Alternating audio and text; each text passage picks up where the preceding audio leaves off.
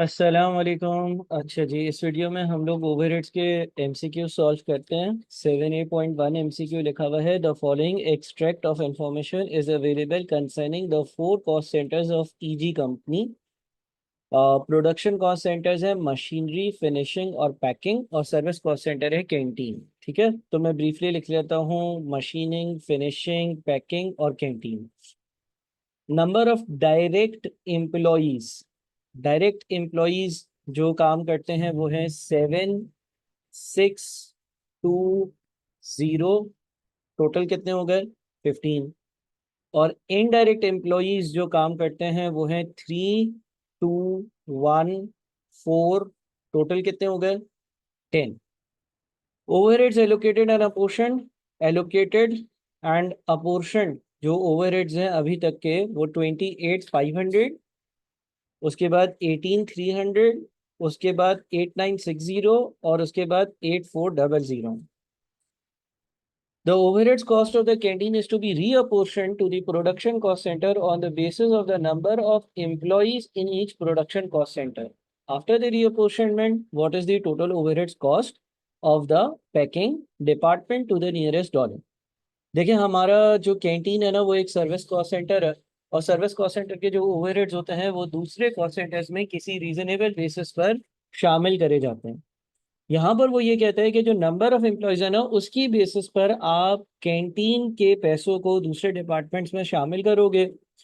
और यहाँ पर ये भी लिखा हुआ है number of employees in each production cost centre. इसका मतलब ये हो गया कि देखें, हमारे टोटल जो वर्कर्स प्रोडक्शन कॉस्ट सेंटर में काम करते हैं वो है 7 + 6 + 2 + 2 + 1। हम कैंटीन के चार लोगों को इग्नोर कर रहे हैं क्योंकि कैंटीन की ही तो कॉस्ट को दूसरे सेंटर्स में शामिल करना है। और प्रोडक्शन कॉस्ट सेंटर के जो टोटल वर्कर्स हैं वो 21 हैं। ठीक है, प्रोडक्शन कॉस्ट सेंटर के टोटल जो वर्कर्स हैं, अगर मैं 7, 6, 2, 3, 2, 1 सबको ऐड कर दूं तो वो 21 है। इन 21 में से मशीनिंग, फिनिशिंग और पैकिंग में कितने कितने लोग काम करते हैं ये भी मालूम कर लेता हूँ। मशीनिंग में 7 और 3 यानी कि 10 लोग काम करते हैं। फिनिशिंग में 6 और 2 यानी कि 8 लोग काम करते हैं। और पैकिंग में 2 और 1, 2 और 1 यानी कि टोटल 3 लोग काम करते हैं। अच्छा, अब यहाँ से हम अपने कैंटीन की जो कॉस्ट है उसको 8,400 को माइनस करेंगे, और इस 8,400 की कॉस्ट को जो है वो रीअपोर्शन करेंगे दूसरे सेंटर्स में। किस तरह से? 8,400 डिवाइडेड बाई 21 मल्टीप्लाइड बाई 10। इसी तरह से 8,400 डिवाइडेड बाई 21 यानी कि टोटल वर्कर्स मल्टीप्लाइड बाई 8। और इसी तरह से 8,400 डिवाइडेड बाई 21 मल्टीप्लाइड बाई 3। तो आपके पास जो रीअपोर्शनमेंट के बाद हर डिपार्टमेंट के ओवरहेड्स आएंगे वो 32,500, 21,500 और 1060 आएंगे, और जो कैंटीन है वो जीरो हो जाएगा। यानी कि हमें जो चीज़ मालूम करनी थी, क्या मालूम करनी थी? हमें मालूम करना था कि रीअपोर्शनमेंट का जो प्रोसेस है उसके हो जाने के बाद पैकिंग डिपार्टमेंट के कितने ओवरहेड्स होंगे, तो वो 10,160 होंगे। 10,160 हमारा फाइनल आंसर आ जाएगा। ठीक है जी, ये हमारा पहला सवाल सॉल्व है। दूसरे में लिखा हुआ है budgeted information relating to to departments in a company for the next period is as follows. Production के ओवरहेड्स हैं, मटेरियल की कॉस्ट है, लेबर की कॉस्ट है, और लेबर के आवर्स हैं और मशीन के आवर्स हैं। Individual direct labour employees with in each department earn differing grades of pay according to their skills, grades and experience. What is the most appropriate production overheads absorption rate for department number 1? अच्छा, अगर हम department number 1 की बात करते हैं तो department number 1 के overheads कितने हैं? 27,000। डिपार्टमेंट नंबर 1 के लेबर आवर्स कितने? डिपार्टमेंट नंबर 1 में जो लेबर आवर्स है ना वो है 2,700। और डिपार्टमेंट 1 के मशीन आवर्स कितने हैं? मशीन आवर्स है 45,000। तो जब हम ओवरहेड्स एब्जॉर्प्शन रेट कैलकुलेट करते हैं तो हम बजटेड ओवरहेड्स को डिवाइड कर देते हैं बजटेड लेबर आवर्स से, बजटेड मशीन आवर्स से, किसी भी एक रीजनेबल बेसिस से, लेकिन जनरली वो पर आवर बेसिस होती है। और अब हम क्या लेबर आवर्स से डिवाइड करें, क्या हम मशीन आवर्स से डिवाइड करें? तो हम ये देखते थे कि डिपार्टमेंट कैपिटल इंटेंसिव है या लेबर इंटेंसिव है। यहाँ पर नजर आ रहा है कि इस डिपार्टमेंट में लेबर सिर्फ और सिर्फ 2700 काम आवर्स काम करता है और मशीन 45,000 आवर्स काम करती है, यानी कि ये डिपार्टमेंट जो है वो कैपिटल इंटेंसिव है। देयरफॉर मैं डिपार्टमेंट 1 के ओवरहेड्स की कॉस्ट को मशीन आवर्स से डिवाइड करूंगा और 0.6 का एक रेट मेरे पास आ जाएगा पर आवर। 7.3 है, what is the most appropriate production overheads absorption rate for department 2। अब अगर हम डिपार्टमेंट 2 की बात करते हैं तो डिपार्टमेंट 2 के जो ओवरहेड्स हैं वो 18,000 हैं। डिपार्टमेंट 2 के जो लेबर आवर्स हैं वो 25,000 हैं और डिपार्टमेंट 2 के जो मशीन आवर्स हैं वो 300 हैं, यानी कि ये डिपार्टमेंट जो है वो लेबर इंटेंसिव है, तो overheads divided by labour hours से 0.72 पर लेबर आवर। तो 7A.2 का जो आंसर है वो डी है और 7A.3 का जो आंसर है वो सी है। अच्छा, which two of the following statements about predetermined overheads absorption rate are true. Predetermined यानी कि पहले से कैलकुलेट हुआ हुआ, डिटरमाइंड हुआ हुआ, ओवरहेड्स एब्जॉर्प्शन रेट यानी कि जो हम budgeted overheads divided by budgeted जो आवर्स होते हैं उससे कैलकुलेशंस करते हैं। ठीक है, using a predetermined overheads absorption rate avoids fluctuation in unit cost caused by abnormally high or low overheads expenditure और activity levels। वो ये कहता है कि अगर आप pre determined overheads absorption rate को अपने हिसाब किताब में लेकर आते हो और उसके हिसाब से अपने इन्वेंट्री की वैल्यू, यूनिट कॉस्ट यानी कि कॉस्ट यूनिट की वैल्यू निकालते हो, तो कभी अगर आपने बहुत ज़्यादा या बहुत कम यूनिट्स बनाए हुए होंगे तो उसकी वजह से उसका इम्पेक्ट इसमें कैरी नहीं होगा। ये बात बिल्कुल सही है, क्योंकि लेट से अगर मैं इन्वेंट्री के किसी एक पर्टिकुलर यूनिट की वैल्यू निकालता हूँ तो उसमें मैं मटेरियल की कॉस्ट, लेबर की कॉस्ट और ओवरहेड्स की कॉस्ट को शामिल करता हूँ।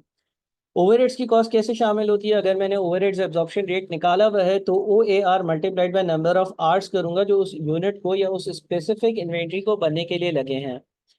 जब मैं ओवरहेड्स एब्जॉर्प्शन रेट निकालूंगा तो ओवरहेड्स एब्जॉर्प्शन रेट निकालने का तरीका होता है बजटेड ओवरहेड्स, यानी कि जो ओवरहेड्स आपने सोचा था जो इनकर होंगे, डिवाइडेड बाय बजटेड आवर्स। ठीक है, अब मेरे अगर लेट से मैंने एक बजट बनाया हुआ है कि मेरे साल के ओवरहेड्स होंगे 100 रुपए और 10 घंटे में एक साल में ऑन एन एवरेज या अंदाजन या आमतौर पर या नॉर्मली काम करता हूँ, तो मेरा ओवरहेड्स एब्जॉर्प्शन रेट आएगा 10 पर आवर। और लेट से एक यूनिट बनने में 2 घंटे लगते हैं तो 20 रुपए ओवरहेड्स के मैंने एक इन्वेंट्री के यूनिट में शामिल करे हुए होंगे। अब अगर एक्चुअल आवर्स बहुत ज्यादा हुए, लेट से मैंने सोचा था मैं 10 घंटे काम करूंगा लेकिन मैंने 100 घंटे काम किया है, तो ऐसा नहीं है कि इन्वेंट्री की वैल्यू में ओवरहेड्स एब्जॉर्प्शन रेट 1 और 2 घंटे की वजह से 2 रुपए ओवरहेड्स के शामिल हो रहे हो, नहीं, फिर भी 10 रुपए शामिल होंगे। और ऐसा भी नहीं है कि मैंने किसी महीने जो है वो या किसी साल जो है वो 10 सोचा था और 1 घंटे काम किया तो ओवरहेड्स एब्जॉर्प्शन रेट 100 आ जाए। जब हम ओवरहेड्स एब्जॉर्प्शन रेट कैलकुलेट करते हैं तो हम बजटेड ओवरहेड्स को बजटेड आवर से डिवाइड करते हैं, और होता यह कि ये आम हालात में लगने वाले ओवरहेड्स और आम हालात में लगने वाले आवर्स होते हैं। जितना अंडर या ओवर अप्लाइड का इम्पैक्ट होता है वो separately profit and loss account में चला जाता है, लेकिन इन्वेंट्री की एक वैल्यू कंसिस्टेंट वैल्यू पर मेजर हो रही होती है हर साल, क्योंकि ओ एक नॉर्मल रेट कैलकुलेट हुआ होता है रादर देन कि उसका कोई इम्पैक्ट हो एक्चुअल आवर्स की वजह से। तो पहला आंसर तो बिल्कुल सही है। अच्छा, using a predetermined absorption rate offers the administrative convenience of being able to record full production cost sooner. ये भी बात सही है। होता यह है कि हम जब ओवरहेड्स एब्जॉर्प्शन रेट कैलकुलेट करते हैं तो हमें एक एडमिनिस्ट्रेटिव ईज मिल जाती है, यानी कि लेट से हर साल कंपनी के बजटेड ओवरहेड 100 होते हैं और बजटेड आवर्स जो है ना वो बजटेड ओवरहेड जो है ना वो 100 होते हैं और बजटेड आवर्स जो है वो 10 होते हैं। अब पहले साल भी यही है, दूसरे साल भी लेट से के यही है, और तीसरे साल भी यही है, तो हर साल का आपका ओवरहेड्स एब्जॉर्प्शन रेट सेम आएगा। और लेट से एक यूनिट इन्वेंट्री का बनने में 2 घंटे लगते हैं, तो आपने क्या किया हुआ होगा, आपका जो ओ आ रहा होगा, आपका जो ओ आ रहा होगा वो किस तरह से आ रहा होगा, budgeted overheads divided by budgeted hours से 100 डिवाइडेड बाय 10। और आप लेट से एक इन्वेंट्री का यूनिट 2 घंटे में बनता है तो आपने 10 × 2 कर कर ओवरहेड्स की वैल्यू को एक इन्वेंट्री के यूनिट में शामिल किया हुआ होगा। अब अगर आपके एक्चुअल आवर्स बढ़ जाते हैं, एक्चुअल आवर्स कम हो जाते हैं, उसका जो इम्पैक्ट होता है वो अंडर ओवर अप्लाइड में आ जाता है। अंडर ओवर अप्लाइड में प्रॉफिट एंड लॉस अकाउंट में मैं प्रॉफिट को बढ़ा या कम कर कर उसकी एडजस्टमेंट ले आता हूँ, लेकिन इन्वेंट्री एक कंसिस्टेंट वैल्यू पर हर साल मेजर हो रही होती है, क्योंकि ये बजटेड आवर्स और बजटेड ओवरहेड्स की बेसिस पर ओ निकाला होता है। और इससे एक एडमिनिस्ट्रेटिव ईज मिल जाती है, मुझे पहले से ही एक अंदाजा होता है कि इन्वेंट्री के एक यूनिट में मैं 20 रुपए ओवरहेड्स के शामिल करूंगा, 4-5 रुपए लेबर के लगेंगे, 4-5 रुपए मटेरियल लगेगा, तो ये यूनिट अंदाजन इतने का पड़ेगा। Using a predetermined overheads absorption rate avoids problem of under over absorption of overheads because a constant overheads absorption rate is available. ये बिल्कुल गलत है. जब हम pre determined overheads absorption rate use करते हैं उसकी वजह से ही तो अंडर ओवर अप्लाइड का कॉन्सेप्ट आता है. अगर मेरे एक्चुअल आवर्स मेरे बजटेड से डिफरेंट होते हैं तो अंडर ओवर अप्लाइड का कॉन्सेप्ट आता है. अगर मेरे एक्चुअल ओवरहेड्स बजटेड से डिफरेंट होते हैं तो अंडर ओवर अप्लाइड का कॉन्सेप्ट आता है या प्रॉब्लम अराइज होता है और इसकी एडजस्टमेंट करनी पड़ती है. तो ये तो इसकी वजह से प्रॉब्लम अराइज होती है, अवॉइड नहीं होती. Using a predetermined overheads absorption rate avoids the problem associated with choosing an appropriate absorption basis. नहीं, ये भी अगेन एक प्रॉब्लम है. जब हमें अपना ओवरहेड्स एब्जॉर्प्शन रेट कैलकुलेट करना होता है तो हमें खुद से बेसिस ढूंढनी पड़ती हैं. Over absorbed overheads occur when, अच्छा 3 स्टेप्स होते हैं ओवर अंडर अप्लाइड या ओवर अंडर एब्जॉर्ब के. पहला होता है ओआर ढूंढना. ओआर ढूंढने के लिए बजटेड ओवरहेड्स को डिवाइड किया जाता है बजटेड यूनिट से या बजटेड लेबर आवर्स से या बजटेड मशीन आवर्स से. स्टेप नंबर 2 क्या होता है? स्टेप नंबर 2 एब्जॉर्ब्ड कैलकुलेट करते हैं हम. एब्जॉर्ब कैलकुलेट करने के लिए ओएआर को बजटेड आवर्स से, बजटेड यूनिट से, बजटेड मशीन आवर्स से, जो भी आपने बेसिस यूज की थी उससे मल्टीप्लाई करते हैं. स्टेप नंबर 3 क्या होता है? स्टेप नंबर 3 में आप एब्जॉर्ब्ड को और एक्चुअल को कंपेयर करते हो. अगर लेट से आपका एब्जॉर्ब 500 है और एक्चुअल 400 है तो आप बोलते हो कि 100 रुपए का ओवर एब्जॉर्ब है. अगर लेट से आपका एब्जॉर्ब 300 है, एक्चुअल 400 है, तो आप बोलते हो कि 100 रुपए का अंडर यानी कि कम एब्जॉर्ब हुआ है. ठीक है ना? एब्जॉर्ब ज्यादा, ओवर एब्जॉर्ब. एब्जॉर्ब एक्चुअल से कम, अंडर एब्जॉर्ब. तो यहाँ पे बोलते हैं over absorbed overheads occur when. Over absorbed overheads तब अकर होते हैं जब एब्जॉर्ब्ड ज्यादा हो और एक्चुअल कम हो. तो absorbed overheads exceeds the actual overheads यानी कि 7A.5 का आंसर ए होगा. 7A.6 a company has the following actual and budgeted data for year number 4. budgeted information है, actual information है, production है, variable production overheads cost per unit है, fixed production overheads cost है, sales के units है, overheads are absorbed using a rate per unit based on budgeted output and expenditure. तो OAR कैसे calculate होगा? budgeted fixed overheads 360,000 divided by budgeted units of production. units produced कितने? 8,000. तो हमारा 45 का ओवरहेड्स एब्जॉर्प्शन रेट आ रहा है. Budgeted overheads, budgeted fix overheads 360,000 है डिवाइडेड बाय बजटेड यूनिट्स जो कि 8,000 है. तो हमारे पास ओवरहेड्स एब्जॉर्प्शन रेट आ रहा है 45. सवाल क्या था? What was the fix production overheads absorption rate amount during year number 4. तो उसका आंसर 45 होगा. ठीक है जी. उससे हमसे what was the fix production overheads sorry absorb पूछा. अच्छा एब्जॉर्ब कैसे आता है? एब्जॉर्ब कैलकुलेट करने के लिए ओएआर को हम एक्चुअल यूनिट से मल्टीप्लाई करेंगे. तो हमारे पास ओएआर 45 आया और एक्चुअल यूनिट जो है वो हमारे पास जो प्रोड्यूस्ड है वो 9,000 है. सो 45 इंटू 9,000 ये बन जाता है 405,000. ठीक है. पहले स्टेप पे हमने एब्जॉर्ब कैलकुलेट किया.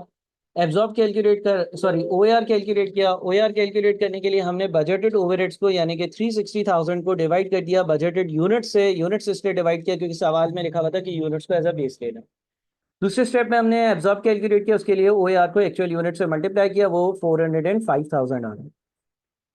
अगला है using the drop down list below how much the fix production overheads was under over absorb. Absorb कितना है? 4,05,000. अच्छा एक्चुअल कितना है भाई? एक्चुअल ओवरहेड्स कितने देखते हैं. जो आपके एक्चुअल ओवरहेड्स हैं वो 4,32,000 है. इसका मतलब ये हो गया कि अगर आपका एब्जॉर्ब 4,05,000 है, अगर 4,05,000 का एब्जॉर्ब है और एक्चुअल 4,32,000 है, तो इसका मतलब ये हो गया कि 27,000 का क्या है? 27,000 का अंडर एब्जॉर्ब है. अंडर एब्जॉर्ब क्यों है? इसलिए क्योंकि एब्जॉर्ब कम है. अगर एब्जॉर्ब कम है एक्चुअल से तो अंडर एब्जॉर्ब होगा.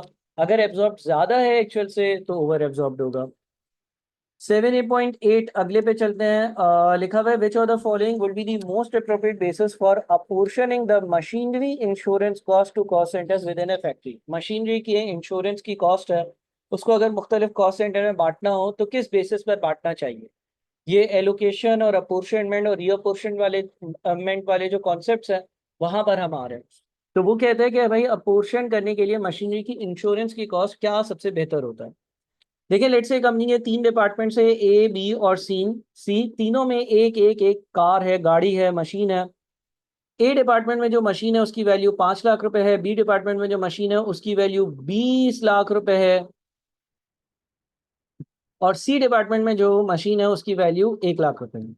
जब हम इंश्योरेंस प्रीमियम की बात करते हैं, इंश्योरेंस की कॉस्ट की बात करते हैं, तो जो इंश्योरेंस प्रीमियम चार्ज करने वाली कंपनीज होती हैं वो ये देखती हैं कि एसेट की वैल्यू कहाँ ज़्यादा है, वो इसकी इंश्योरेंस के ज़्यादा पैसे लेंगे, इसकी इंश्योरेंस के कम लेंगे, और इसकी इंश्योरेंस के बिल्कुल कम पैसे लेंगे। ठीक है जी। जितनी गाड़ी की मालियत ज़्यादा होगी, मशीन की मालियत ज़्यादा होगी, वैल्यू ज़्यादा होगी, उतना ही उसका इंश्योरेंस प्रीमियम ज़्यादा होगा, इसलिए क्योंकि जितनी ही उसको डैमेज आएगा तो इंश्योरेंस कंपनी का क्लेम जो है वो उतना ज़्यादा होगा।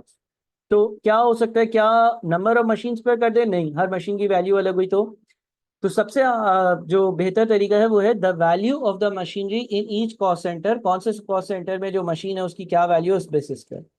Factory overheads can be absorb by which of the following methods, factory overheads को एब्जॉर्ब करना हो तो क्या मेथड यूज करते हैं?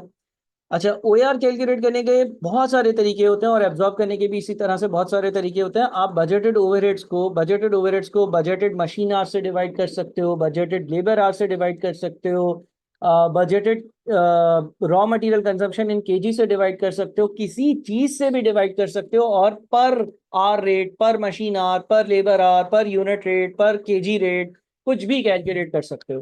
तो ऐसा कोई रूल नहीं है कि डिनोमिनेटर में यानी कि बेसिस में क्या आना चाहिए। और जब आप एब्जॉर्ब करोगे तो एब्जॉर्ब करने के लिए लेट से आपके पास ओ आ गया। अगर आपने ओ कैलकुलेट किया था बेस्ड ऑन मशीन आवर्स, तो आप एक्चुअल मशीन आवर्स से मल्टीप्लाई करोगे।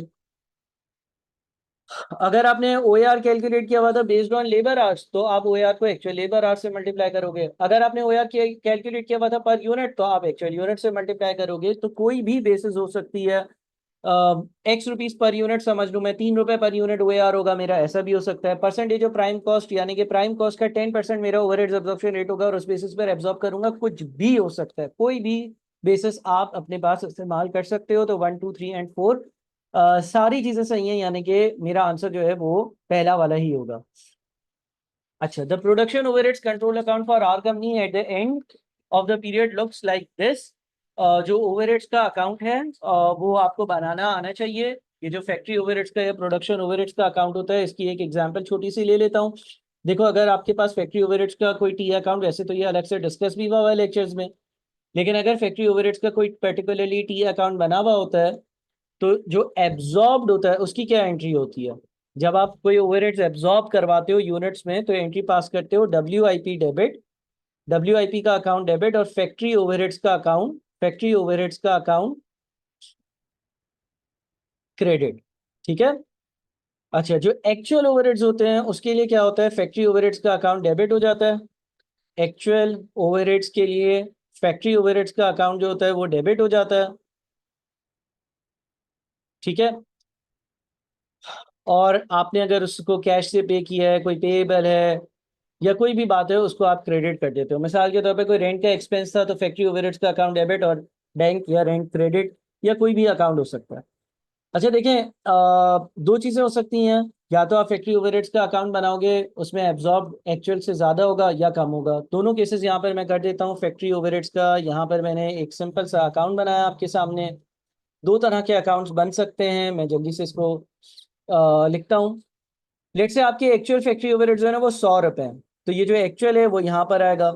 लेट से आपने बैंक से 100 रुपए पे किए, और आपका जो एब्जॉर्ब्ड है, जो WIP में गया है, WIP डेबिट और फैक्ट्री ओवरहेड का अकाउंट क्रेडिट, वो 80 यहाँ पर आ रहा है। तो इसका मतलब 100 का खर्चा किया था, 80 रुपए इन्वेंट्री में प्रोसेस में शामिल कर दिए, एब्जॉर्ब कर दिए एक्चुअल में से।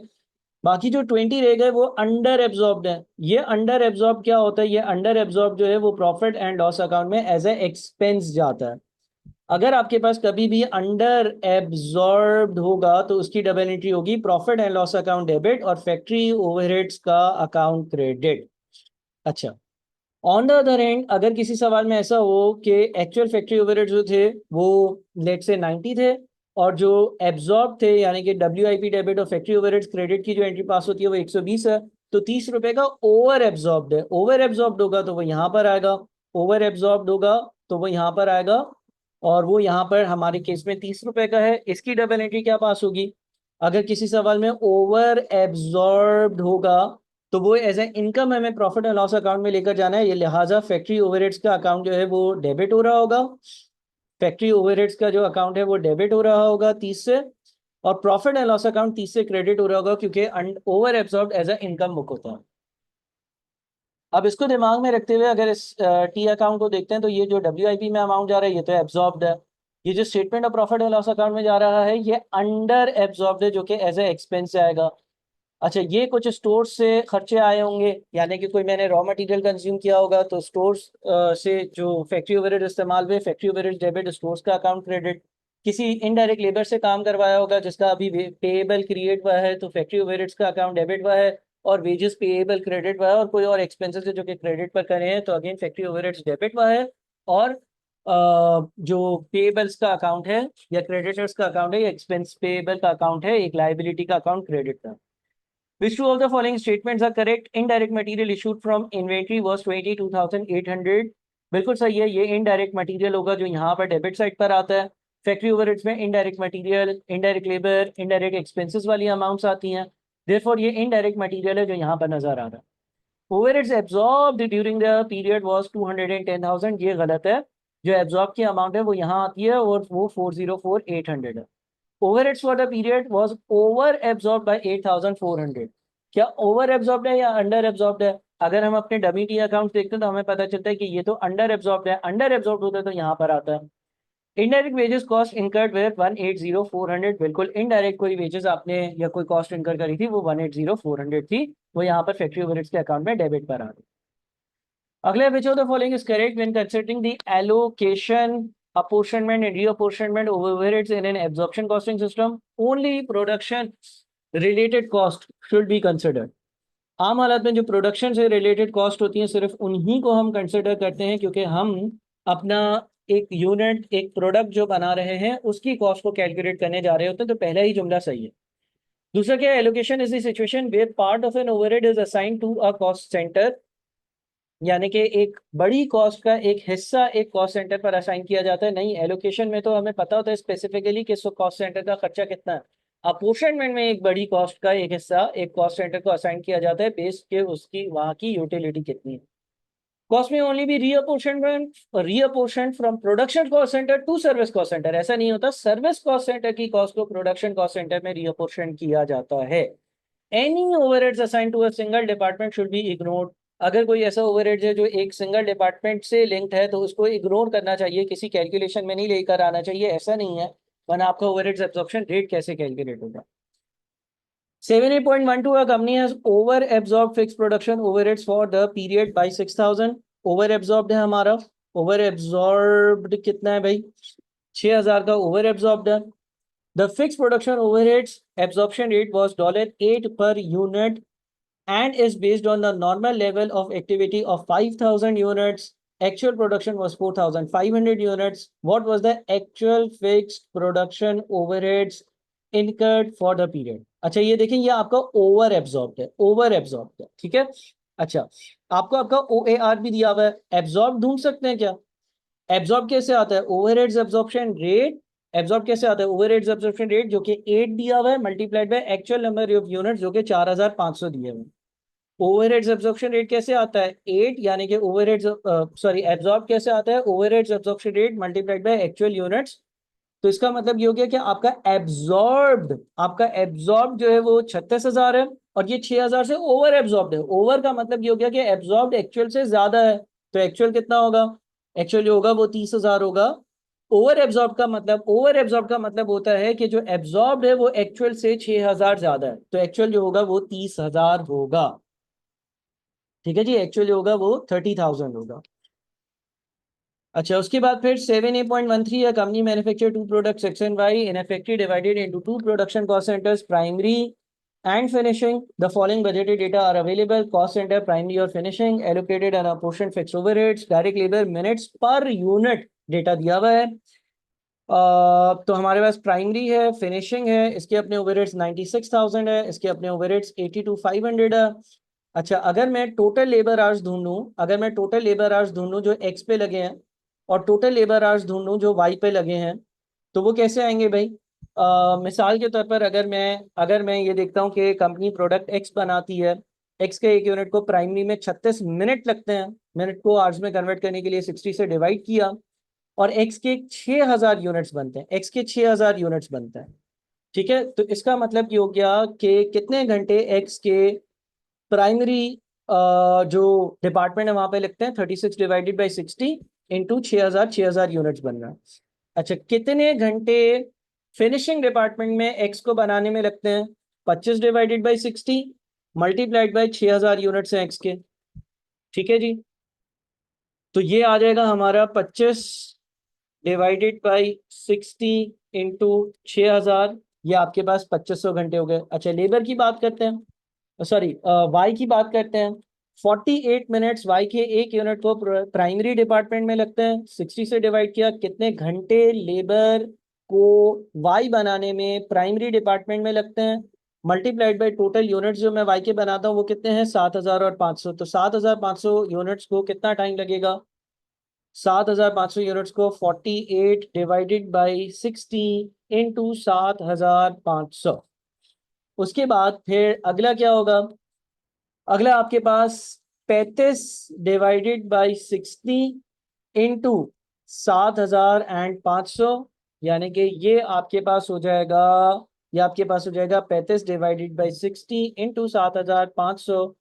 ये आपके पास 4375 आवर्स लगेंगे। देखिए यहाँ पर दो प्रोडक्ट्स हैं और दो डिपार्टमेंट्स हैं, तो मैंने ये देखा कि एक्स के सारे यूनिट्स को प्राइमरी डिपार्टमेंट में कितना टाइम लगता है, एक्स के सारे यूनिट्स को फिनिशिंग डिपार्टमेंट में कितना टाइम लगता है, वाई के सारे यूनिट्स को प्राइमरी डिपार्टमेंट में कितना टाइम लगता है, और वाई के सारे यूनिट्स को फिनिशिंग डिपार्टमेंट में कितना टाइम लगता है।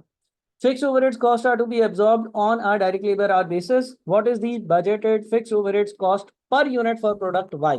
अच्छा, पहले तो हम टोटल आवर्स देख लें ना। टोटल आवर्स जो है वो डिपार्टमेंट प्राइमरी, प्राइमरी में टोटल कितने घंटे काम हो रहा है? 9,600।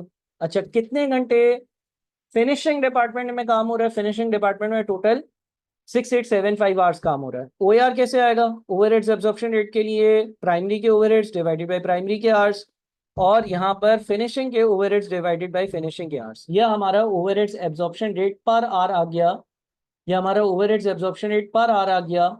यानी कि अगर प्राइमरी डिपार्टमेंट में लेबर 1 घंटा काम करता है तो 10 रुपए का ओवरहेड है, और अगर फिनिशिंग डिपार्टमेंट में लेबर 1 घंटा काम करता है तो 12 रुपए का per hour overheads absorption rate है। अब उसका सवाल ये था कि प्रोडक्ट वाई जब मैं बनाता हूं तो उसके एक यूनिट में कितने ओवरहेड्स शामिल होने चाहिए। जब मैं प्रोडक्ट वाई बनाऊंगा तो कुछ ओवरहेड्स प्राइमरी से आएंगे, वो कितने होंगे? प्रोडक्ट वाई के एक यूनिट को 48 डिवाइडेड बाई 60, यानी कि जो भी डेसिमल में आ रहा है, इतने घंटे लगते हैं, और 1 घंटे का ओवरहेड्स एब्जॉर्प्शन रेट 10 है। सो 48 डिवाइडेड बाई 60 इंटू 10। और प्रोडक्ट वाई के एक यूनिट को फिनिशिंग में कितना टाइम लगता है? प्रोडक्ट वाई के एक यूनिट को फिनिशिंग में 35 मिनट्स लगते हैं। तो 35 डिवाइडेड बाई 60 जो है वो नंबर ऑफ आवर्स हो गए, और आर्ली रेट जो है वो 12 का। सो 35 डिवाइडेड बाई 60 इंटू 12, यानी कि 7 रुपए। तो टोटल खर्चा कितना आएगा? टोटल खर्चा होगा 15 रुपए। ये प्रोडक्ट वाई के एक यूनिट पर ओवरहेड्स का कितना खर्चा जाएगा वो हमने निकाला है। इसी तरह से आप एक्स का भी निकाल सकते हो और इस तरह टोटल भी निकाल सकते हो। अगर फॉर एग्जांपल सवाल में प्रोडक्ट वाई का भी बोला हुआ होता, प्रोडक्ट वाई का भी, सॉरी जेड का, एक्स का भी बोला हुआ होता, तो प्राइमरी और फिनिशिंग दो है। ठीक है जी, प्राइमरी फिनिशिंग दो है हमारे पास। प्राइमरी के लिए क्या होता? 36 डिवाइडेड बाई 60 इंटू 10, और 25 डिवाइडेड बाई 60 इंटू 12। आप ये भी कैलकुलेट कर सकते थे। अच्छा, एक और चीज आप कैलकुलेट कर सकते थे, टोटल ओवरहेड्स की बाइफिकेशन वाई में और एक्स में। देखिए, वाई के एक यूनिट पर 15 रुपए के ओवरहेड्स लगते हैं, इसमें प्राइमरी और फिनिशिंग दोनों के ओवरहेड शामिल है, और वाई के टोटल 7,500 यूनिट्स बनाए। एक्स के एक यूनिट में 11 रुपए के ओवरहेड्स लगते हैं, इसमें प्राइमरी और फिनिशिंग दोनों डिपार्टमेंट्स के ओवरहेड शामिल है, और एक्स के मैंने 6,000 यूनिट्स बनाए। इन ओवरहेड्स का जो टोटल आ रहा है जो कि 178,500 है, आपको पता है ये किससे मैच करेगा?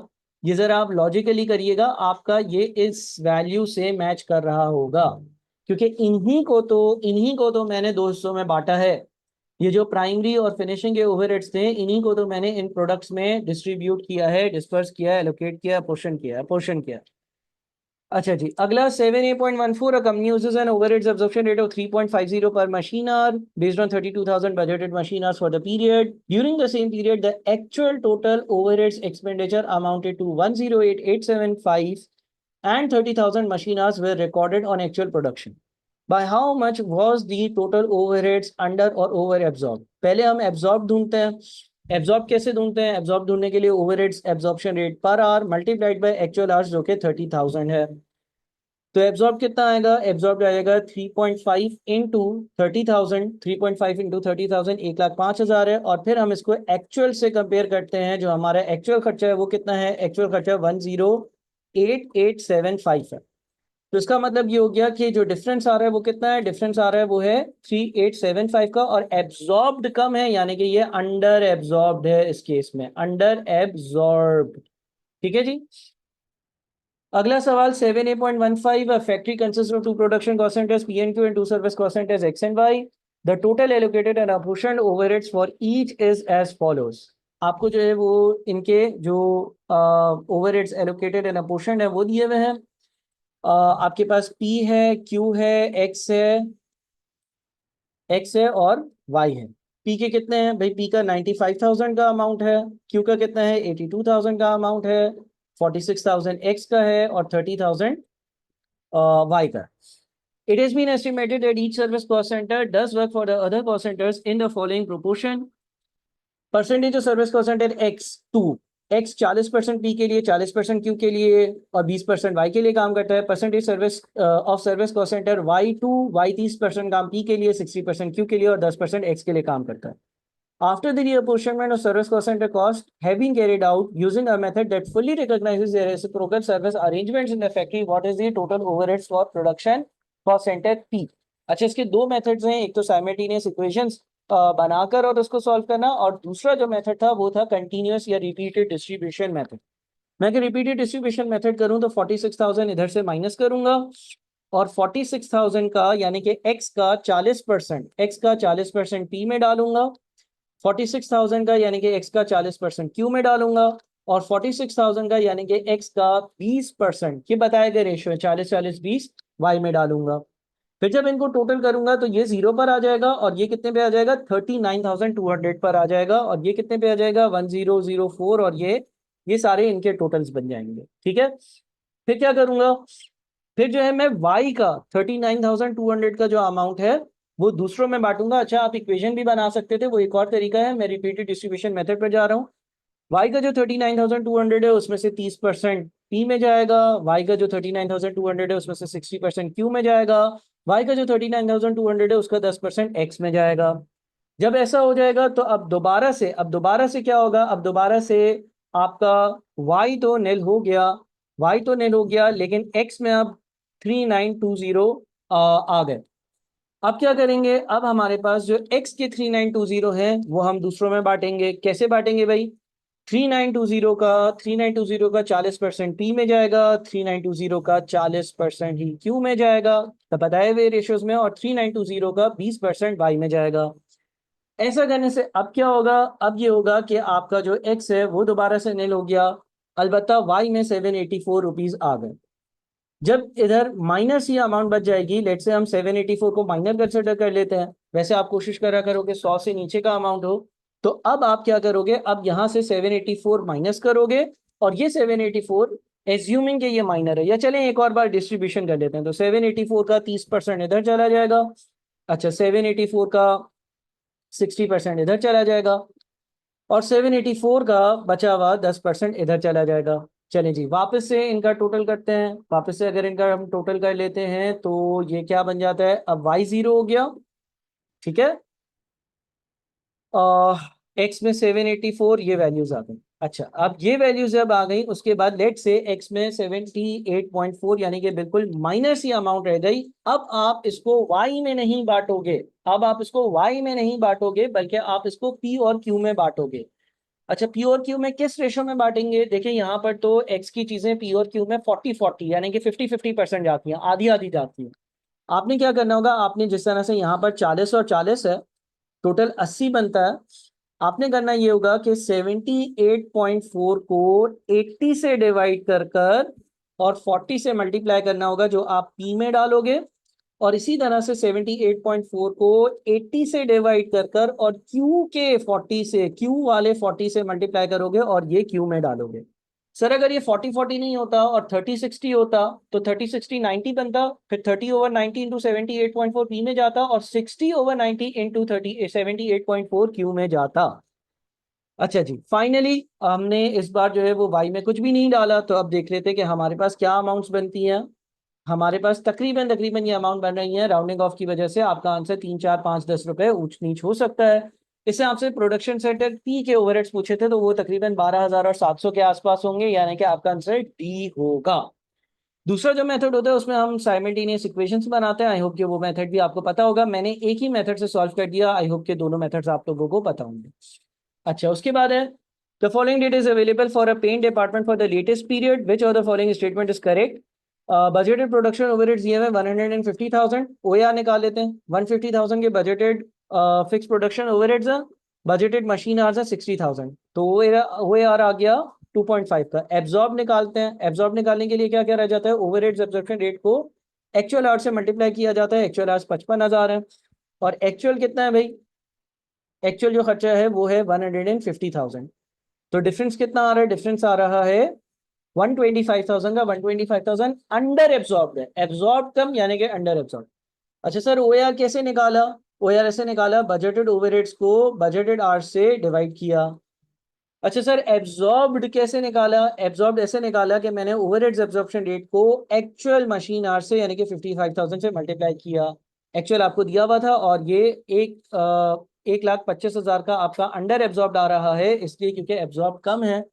तो आपका आंसर जो होगा वो 12,500 overheads was $12,500 under absorb, D answer होगा। ठीक है जी। अच्छा, उसके बाद आगे चलते हैं। Actual overheads, actual machine hours, budgeted overheads based on the data above and assuming that the budgeted overheads absorption rate was 32, what were the budgeted number of hours budgeted to be work?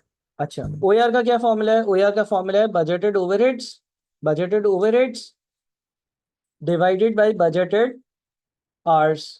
अब आपको OAR पता है 32, आपको budgeted overheads पता है, आपको budgeted overheads 4,75200 पता है, आपको budgeted hours ढूंढना है।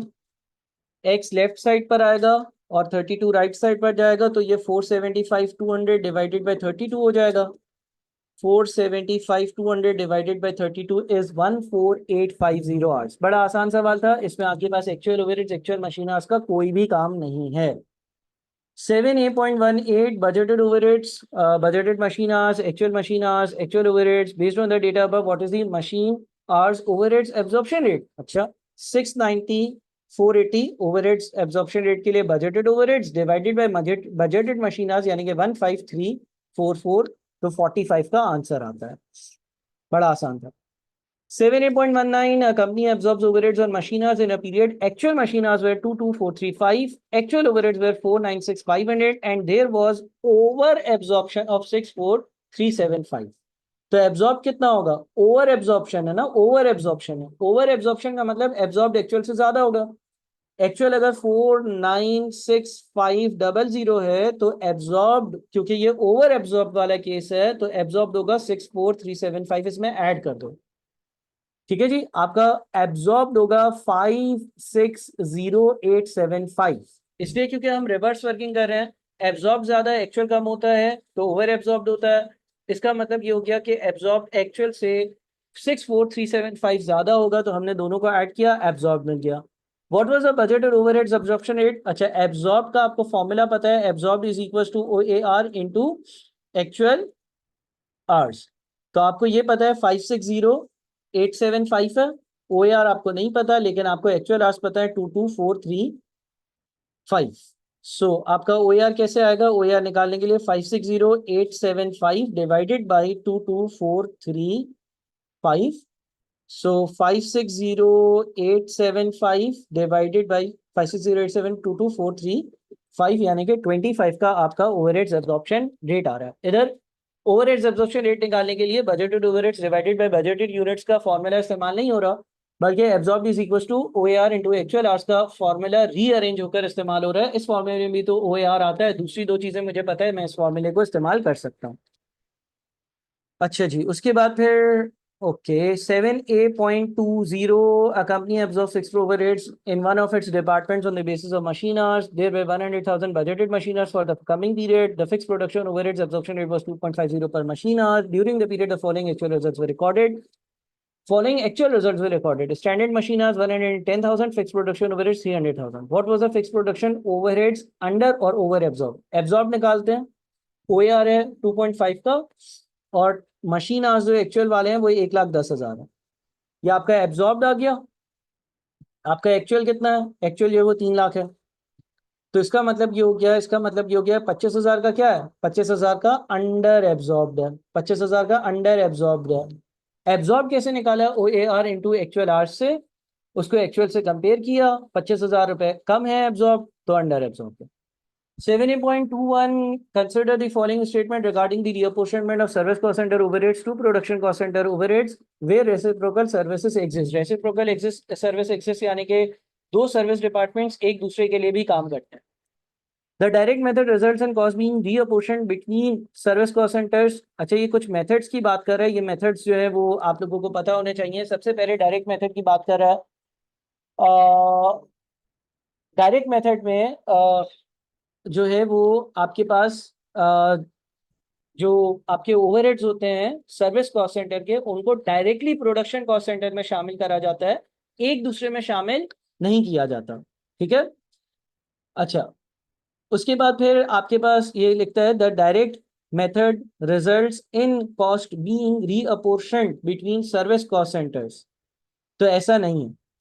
फिर बोलते हैं if the direct method is use the order in which the service cost centre overheads are reapportion is irrelevant, यानी कि किस सर्विस कॉस्ट सेंटर की कॉस्ट को मैंने पहले प्रोडक्शन कॉस्ट सेंटर में शामिल किया, ये इररिलेवेंट होता है। बिल्कुल सही बात है, इसलिए क्योंकि आप दोनों को डायरेक्टली जो है वो अपने प्रोडक्शन कॉस्ट सेंटर की वैल्यूज में ऐड कर रहे होते हो।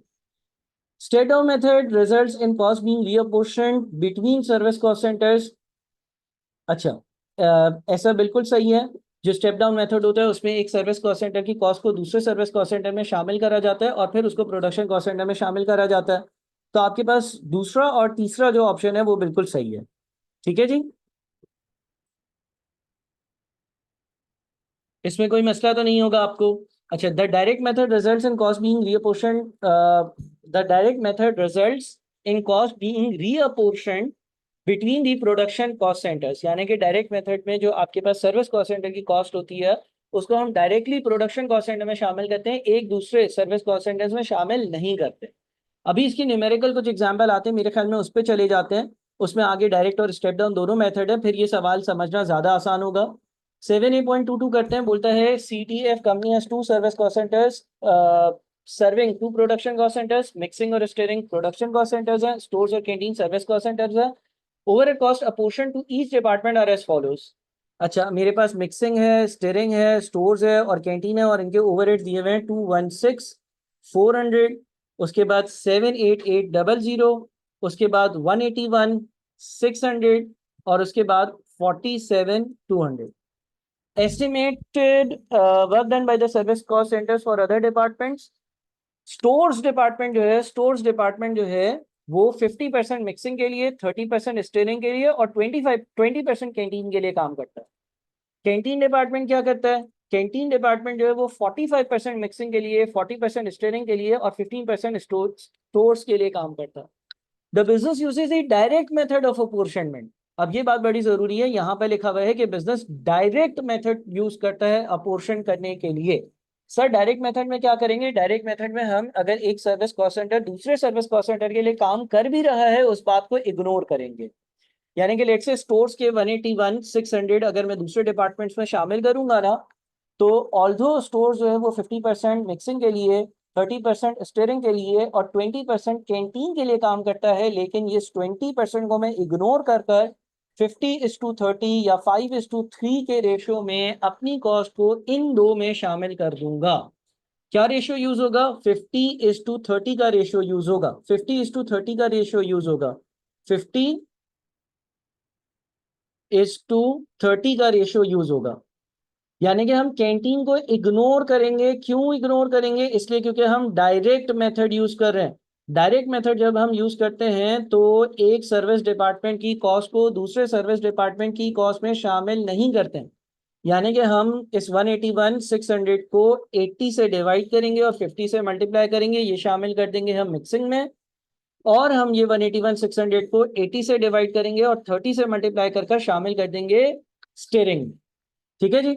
इसी तरह से कैंटीन के 47 200 रुपीज जो है वो यहाँ से माइनस होंगे और उसको भी मिक्सिंग और स्टीयरिंग में शामिल कर दिया जाएगा। किस रेशो में? 45:40 के रेशो में। 45:40 के रेशो में कैंटीन के ने अगर स्टोर्स के लिए काम किया उसको हम अवॉइड करेंगे। तो हम क्या करेंगे? 47 200 को डिवाइड कर देते हैं 85 से और मल्टीप्लाई कर देते हैं 45 से। इसी तरह से 47 200 को डिवाइड कर देते हैं 85 से और मल्टीप्लाई कर देते हैं 40 से। That's it. ठीक है जी। अच्छा जी, क्या टोटल्स बन रहे हैं भाई? ये टोटल्स बन रहे हैं आपके सामने। उसका क्या सवाल था? उसका ये सवाल था कि after the reapportionment of the service centre to the production departments what will be the total overheads cost for the mixing department. Mixing department में क्या अमाउंट आएगा? मिक्सिंग डिपार्टमेंट में आएगा 354,888.2, यानी कि इसका आंसर होगा डी। ठीक है जी। अच्छा, दूसरे सवाल में क्या है? दूसरे सवाल में आपके पास है अगर हम अगले सवाल पर आते हैं, HMF has two service cost centers serving two production departments. Overhead cost apportioned to each department are as follows. Again आपके पास मिक्सिंग है, स्टीयरिंग है, स्टोर्स है, कैंटीन है। इनकी अमाउंट है 216,400, 78,800, 181,600 और 47,200। एस्टिमेटेड वर्क डन वही सारा सवाल है, लेकिन लिखा हुआ है the business uses the step down method of apportionment. Company step down method use करती है अपोर्शनमेंट का। स्टेप डाउन मेथड का मतलब ये है कि एक सर्विस कॉस्ट सेंटर जिसके ज्यादा ओवरहेड्स हैं उसको दूसरों में बांटेंगे और फिर दूसरे वाले जो ओवरहेड्स होंगे ना उसको प्रोडक्शन कॉस्ट सेंटर में बांटेंगे। अब इसका तरीका जरा देखिएगा। इसका तरीका कुछ ऐसा होगा कि देखें कौन से सर्विस कॉस्ट सेंटर के ओवरहेड ज्यादा है। क्या स्टोर्स के ज्यादा है या कैंटीन के? सर स्टोर्स के ज्यादा है, वो 181,600 है। तो पहले इन 181,600 को यहाँ से क्या रहा? माइनस। 181,600 में से 50% शामिल कर दिया इस जगह, 181,600 में से 30% शामिल कर दिया इस जगह, और 181,600 में से 20% शामिल कर दिया इस जगह। अब आपने इन सबका एक टोटल ले लिया। जब आपने इन सबका टोटल लिया तो इफेक्टिवली हुआ क्या है? इफेक्टिवली हुआ ये है कि आपका जो स्टोर्स था ना वो नेल हो गया।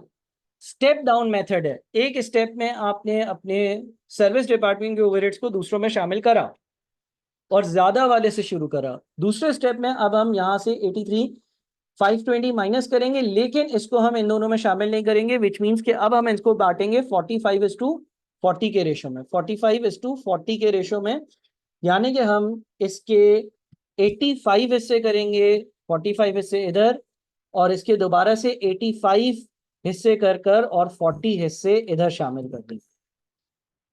तो स्टेप डाउन मेथड में हो ये रहा है कि एक स्टेप में तो सर्विस कॉस्ट सेंटर दूसरे सर्विस कॉस्ट सेंटर में चीजें शामिल कर रहा है, वैल्यू शामिल कर रहा है, लेकिन दूसरा पहले में नहीं कर रहा है। ठीक है जी। इस तरह से आपने जो है वो इनको बांटना होगा। अच्छा, इस हिसाब से हमसे उसने मिक्सिंग डिपार्टमेंट का पूछा था, तो वो 351,417 या 416 यानी कि सी आंसर होगा। आगे बढ़ते हैं। 7A.24 company uses standard absorption costing to value inventory its books overheads. Absorption rate is $12 per hour. Each unit of production should take 4 hours. In a recent period where there was no opening inventory of finished goods, 20,000 units were produced using 100,000 labor hours. 18,000 units were sold. Actual profit was 464,000. What profit would have been earned under a standard marginal costing system? अच्छा जी, ये कुछ marginal costing system की बात कर रहे हैं, तो मेरे ख्याल में ये अगर हम बाद में देख लें तो ज़्यादा बेहतर होगा, और बाद में अगर इसको सॉल्व कर लिया जाए तो शायद ज़्यादा अच्छा होगा, क्योंकि हमें एब्जॉर्प्शन से मार्जिनल कॉस्टिंग पर आना है और ये सारी चीज़ें हमने मार्जिनल एब्जॉर्प्शन अगले चैप्टर्स में पढ़नी है। ठीक है। या हम लेट से चलें, अगर इसको डिस्कस करना चाहें तो हम जो है वो रिकन्सिलिएशन वाले फॉर्मेट पर जा सकते हैं। प्रॉफिट एज पर आपके पास जो company uses standard absorption costing, profit as per absorption costing आपको दिया हुआ है। अच्छा, ये चीज़ है मार्जिनल एंड एब्जॉर्प्शन कॉस्टिंग के चैप्टर की। A company uses a standard absorption costing to value inventory. Absorption costing के हिसाब से 464,000 profit as per absorption costing है। अच्छा, लेस कर देंगे इसमें से fixed overheads in closing stock को। क्लियर? ये रिकंसिलिएशन का एक फॉर्मेट होता है। क्लोजिंग स्टॉक के कितने यूनिट्स होंगे? 20,000 यूनिट्स आपने बनाए, 18,000 यूनिट्स बेच दिए, तो 2,000 यूनिट्स आपके क्लोजिंग स्टॉक में होंगे। 2,000 यूनिट्स जो हैं उन पर टाइम कितना लगा होगा? A company uses a standard absorption costing to value its fixed overheads. Absorption rate is $12 per labor hour, and each unit of product takes 4 hours. In a recent period where there were no opening in inventories of finished goods, 20,000 units were produced using 100,000 labor hours. 18,000 units were sold. The actual profit was this much. अच्छा, 2,000 units है, 12 रुपए का OAR पर आ रहा है, तो per unit जो होगा वो 4 से मल्टीप्लाई कर कर आएगा, क्योंकि हमने एज पर बजट ये सोचा था कि एक यूनिट 4 घंटे में बनेगा। देखते हैं कि कितना बनता है। 2,000 इंटू 12 इंटू 4 यानी कि 96,000 बनता है। और अगर हम जो है वो profit as per absorption costing में fix overheads in closing stock को माइनस कर दें, तो profit as per marginal costing पर आ रहे हैं। ये चीज मार्जिनल एंड एब्जॉर्प्शन कॉस्टिंग के चैप्टर की है, उसमें डिस्कस करी गई है रिकंसिलिएशन का फॉर्मेट। एक्चुअली मैंने करा क्या है, मैंने OAR पर यूनिट लिया। OAR पर यूनिट कैसे लिया? 12 रुपए पर आवर OAR दिया हुआ था, और एक यूनिट में एज पर बजट 4 घंटे लगते हैं, तो OAR पर आवर 48 होगा, और उसको fix overheads in closing stock से क्लोजिंग स्टॉक की यूनिट से मल्टीप्लाई किया। ये चीज़ हम मार्जिनल एब्जॉर्प्शन कॉस्टिंग के चैप्टर में देख लेते हैं, ज़्यादा बेहतर होगा। A company uses a blanket overheads absorption rate of $5 per direct labor hour. Actual overheads expenditure in a period was as budgeted. The under over absorbed overheads account for the period have the following entries. अच्छा, under over absorbed account क्या होता है? उसमें आपके पास जो है ना वो कितना आपका अंडर ओवर एब्जॉर्ब था और वो P&L में कितना गया वो रिफ्लेक्ट हो रहा होता है। अब अगर इस स्पेसिफिक टी अकाउंट को देखते हैं ना, तो इसमें एक एंट्री पास हुई हुई है जिसमें ये टी अकाउंट में प्रोडक्शन ओवरहेड्स डेबिट साइड पर आ रहा है। इफेक्टिवली हुआ क्या होगा कि फैक्ट्री ओवरहेड्स का जो अकाउंट है, फैक्ट्री ओवरहेड्स का जो अकाउंट है उससे ये वैल्यू आ रही होगी। लेट से यहाँ पर अंडर ओवर अप्लाइड का अकाउंट बना है ना, अंडर ओवर अप्लाइड का एक टी अकाउंट बनाया है जिसको डेबिट किया जा रहा है 4,000 से, और फैक्ट्री ओवरहेड्स के अकाउंट को दूसरी जगह पर क्रेडिट किया जा रहा होगा 4,000 से। और फिर क्या किया जा रहा है? फिर ये किया जा रहा है कि प्रॉफिट एंड लॉस अकाउंट को 4,000 से डेबिट किया जा रहा है और अंडर ओवर अप्लाइड के अकाउंट को क्रेडिट किया जा रहा है। यानी कि इफेक्टिवली ये आपका अंडर एब्जॉर्ब है या ओवर एब्जॉर्ब है?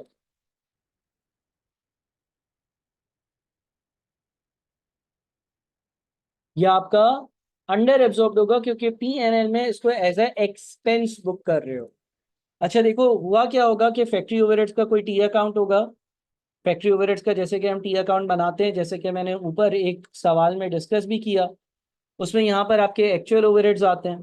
ठीक है ना, लेट से एक्चुअल ओवरहेड्स ऐसे ही मिसाल ले लूँ 10,000 है, और जो WIP में गए यानी जो अप्लाई में वो 6,000 है, तो 4,000 कहाँ जाने चाहिए? 4,000 अंडर एब्जॉर्ब्ड है, वो P&L में जाना चाहिए। कुछ कंपनीज इसको डायरेक्टली P&L में नहीं लेकर जाती, बल्कि पहले अंडर ओवर अप्लाइड के अकाउंट में ले जाती हैं बिला फजूल। जब वो अंडर ओवर अप्लाइड के अकाउंट में चला जाएगा तो ये आपको जिस तरह से सवाल में नजर आ रहा है इस तरह से नजर आएगा, और फिर यहाँ से P&L में जाएगा। बात एक ही हो गई। Which of the following statement is true? Actual direct labor hours were 800 less than budgeted. अच्छा, कुछ इन्फॉर्मेशन दी हुई है। आखिरी क्या? Production overhead was over absorb by 4,000। क्या ये ओवर एब्जॉर्ब है? अगर ये ओवर एब्जॉर्ब होता, तो ये एज ए इनकम आ रहा होता, एज ए एक्सपेंस आ रहा है, तो आखिरी नहीं हो सकता। अच्छा, एक काम कर सकते हैं, हमें OAR दिया हुआ है, OAR पर आर कितना दिया हुआ है? 5। ठीक है जी, OAR या ओवरहेड्स एब्जॉर्प्शन रेट पर आर दिया हुआ है 5। अब वो बोलते हैं एक्चुअल डायरेक्ट लेबर आवर्स वर 800 लेस देन बजटेड। एज्यूम कर लो कि बजटेड आवर्स जो थे आपके, क्योंकि सवाल में दिए हुए नहीं है, एज्यूम कर लो कि वो थे 1,000, और एक्चुअल आवर्स वो बजट से 800 कम थे। एज्यूम कर लो पहली बात सही है, तो इसका मतलब ये हो गया कि एक्चुअल कितने थे? एक्चुअल थे 200।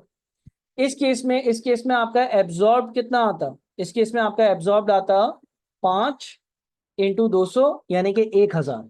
ठीक है जी, आपका एब्जॉर्ब आता है 1,000। अच्छा, आपके पास एक रूल याद रखिएगा, अगर किसी सवाल में एक्चुअल फिक्स्ड ओवरहेड्स ना हो तो जितने बजटेड फिक्स्ड ओवरहेड्स होंगे उतने ही एक्चुअल होंगे, ये आपने याद रखना है। हमने एक सिनेरियो क्रिएट किया है, हमें OAR पर आर दिया हुआ था 5। हमने एज्यूम किया कि लेट से अगर बजटेड आवर्स हो 1000 तो एक्चुअल आवर्स 200 होंगे। पॉइंट नंबर 1 को मैं देख रहा हूँ सही है या नहीं। पॉइंट नंबर 1 में लिखा हुआ है actual direct labour hours budget से 800 कम थे। अच्छा, बजटेड फिक्स ओवरहेड्स कितने होंगे? बजटेड फिक्स ओवरहेड्स होंगे OAR इंटू बजटेड आवर्स, यानी कि 5000। अगर किसी सवाल में एक्चुअल फिक्स ओवरहेड्स ना दिए हुए हों तो बजटेड ही एक्चुअल होते हैं। तो अगर एब्जॉर्ब्ड 1000 होता और एक्चुअल 5000 होता, अगर आपके एक्चुअल ओवरहेड्स जो हैं, अगर आपके एक्चुअल ओवरहेड्स जो हैं वो 5000 होते, तो 4000 का क्या आता?